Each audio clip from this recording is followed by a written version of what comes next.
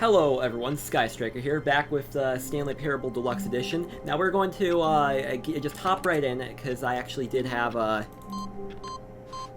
this is actually a little interesting ending that not many people know about. It's Stanley's heaven! He gets to push buttons all day.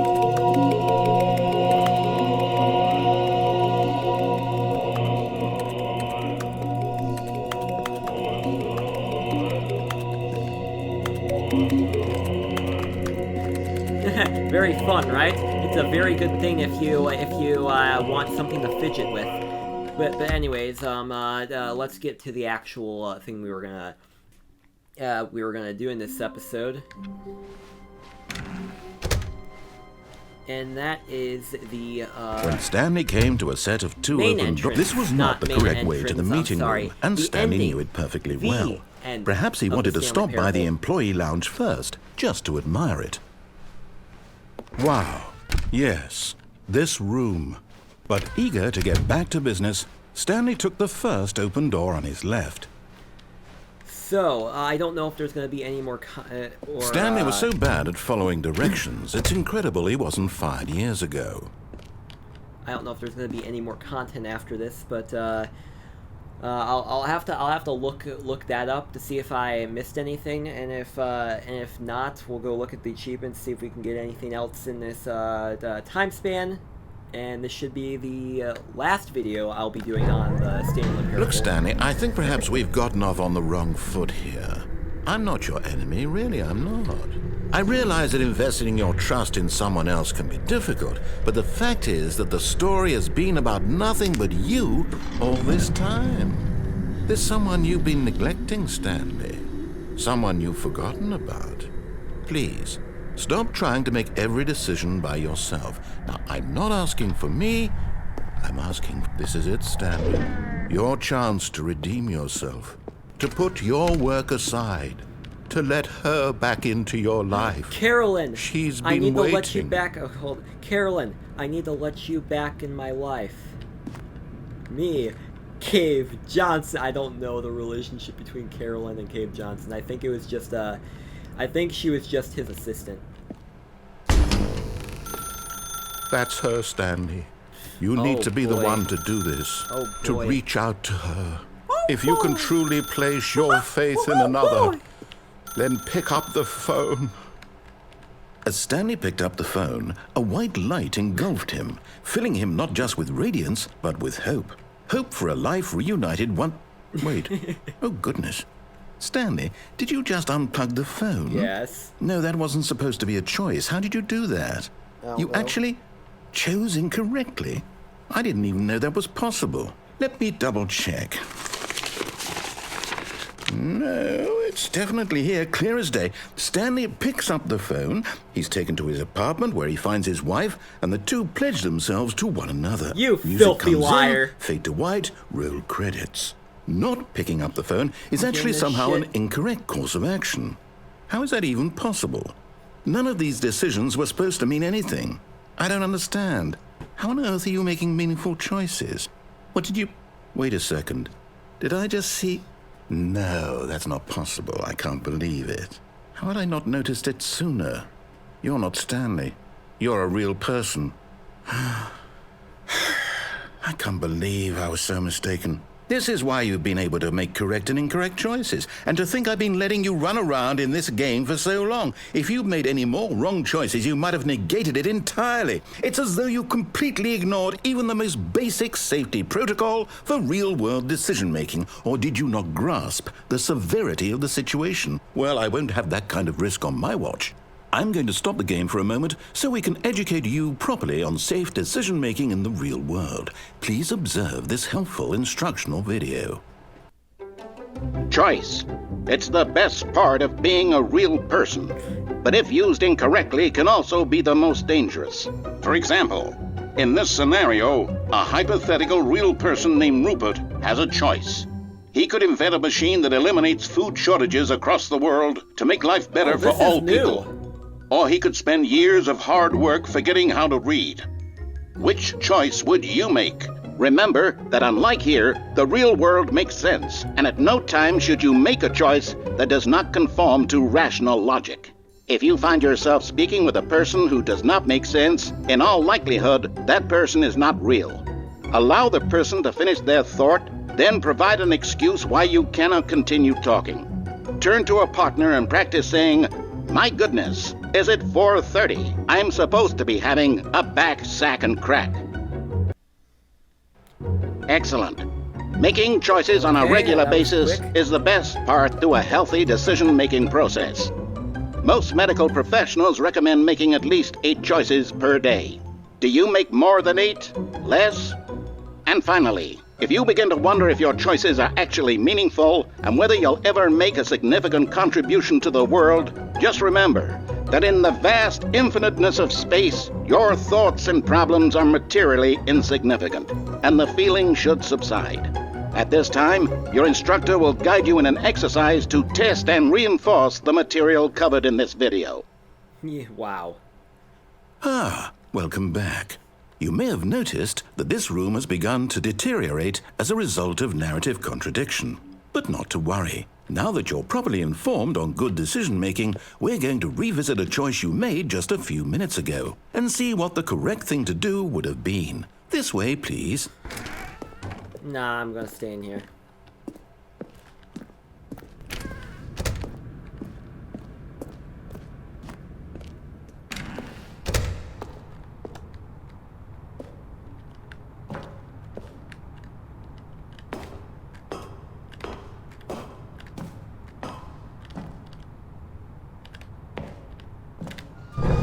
Now that we know your choices are meaningful, we can't have you jumping off the platform and dying. Imagine the main character dying senselessly halfway through the story. That story would make no sense at all.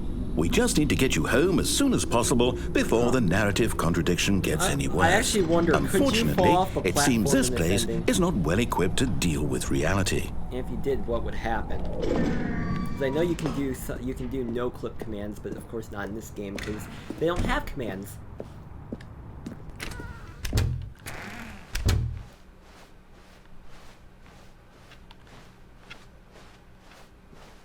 Now, of course, one of the things you're probably wondering is that... Almost there. You'll take the door on the left, back to the correct ending, the story will have resolution once again, and you'll be home free in the real world. I'm trying to say something here, so shut your damn mouth for a moment.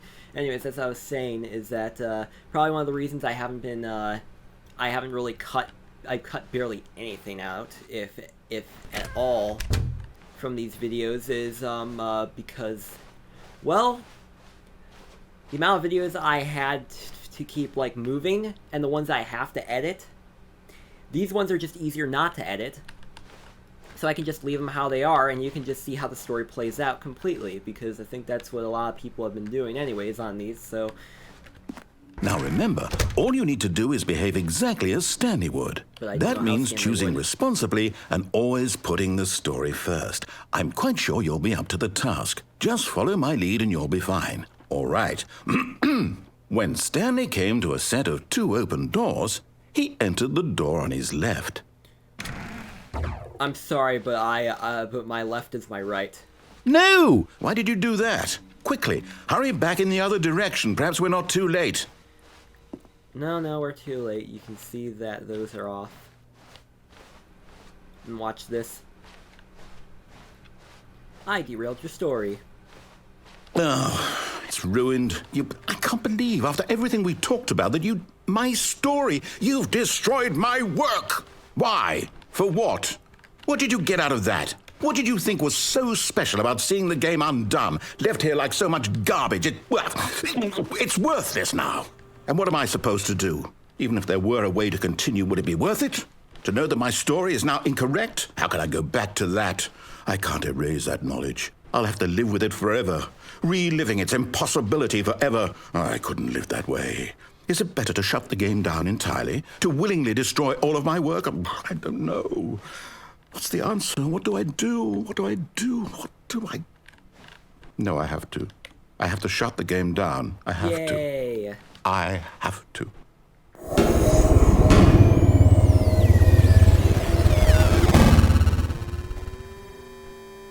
Thus the question is, how does a real person end up in a video game?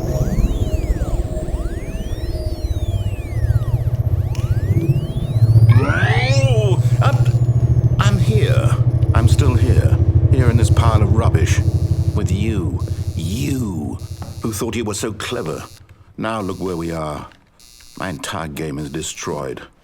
It was the only thing in the world that was mine, and you've run it into the ground. What, did you think that would be funny? Yes. You just had to see? Didn't I impress upon you how important it was to be like Stanley?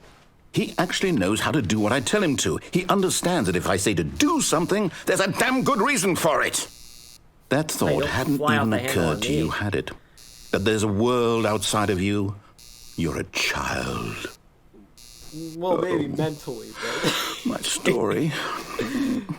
If you'd just gone through the door on the left, you would have seen it. There was a whole underground facility. You would have destroyed it and been victorious. It would have been so perfect. I worked so hard on it. I tried so hard to make...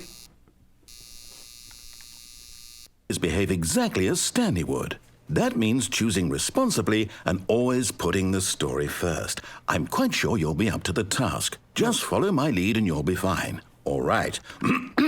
When Stanley came to a set of 2 open doors, he entered the door on his left. Right.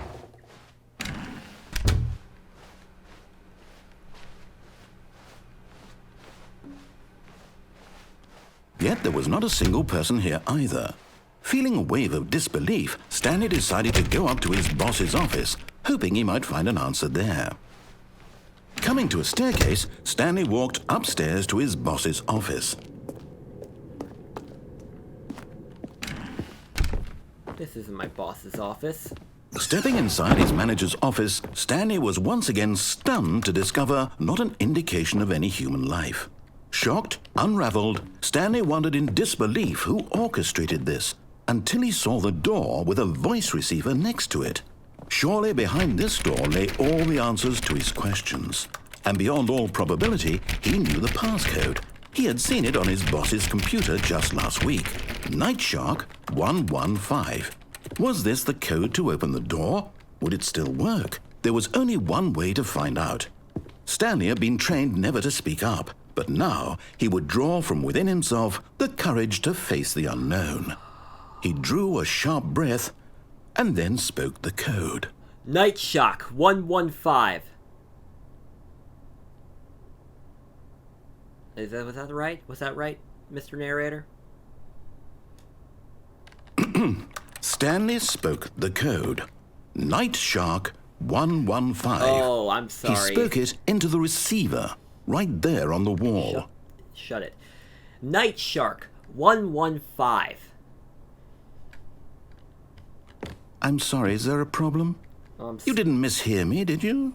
Please speak the code into the receiver. Oh, otherwise I'm we can't get on with the sorry. story. This is a crucial step. Fine. John 117. Okay, fine. You're not going to do it. But you know what? It's pretty humiliating to bring you this far, only for you to suddenly decide you have better things to do. I asked you for this one single thing, for your respect. The kind of respect Stanley shows for his choices. He knows what it means to take a story seriously. I'm not Stanley. If you didn't want to see what I had to show you, then why did you come here? You had a choice, you know. You could have gone through the door on the right. You could have done whatever the hell you wanted over there. Why did you come this way? Speak. Say something to me. Explain yourself, you coward. You... When Stanley came to a set of 2 open doors, he entered the door on his left. Stanley? Hello? Are you... Is everything okay? Stanley, please. I need you to make a choice. I need you to walk through the door. Are you listening to me? Can you hear me? Is everything all right? Stanley, this is important. The story needs you. It needs you to make a decision. It cannot exist without you. Do you understand me? Whatever choice you make is just fine. They're both correct. You cannot be wrong here. We can work together. I'll accept whatever you do. I simply need you to take that step forward, please. Choose. Do something. This is what I actually... This is more important than you can ever know. I need this. The story needs it. So, you hear me? Are you there? Are you listening to this? Stanley, are you there? Okay. It's okay, I can wait.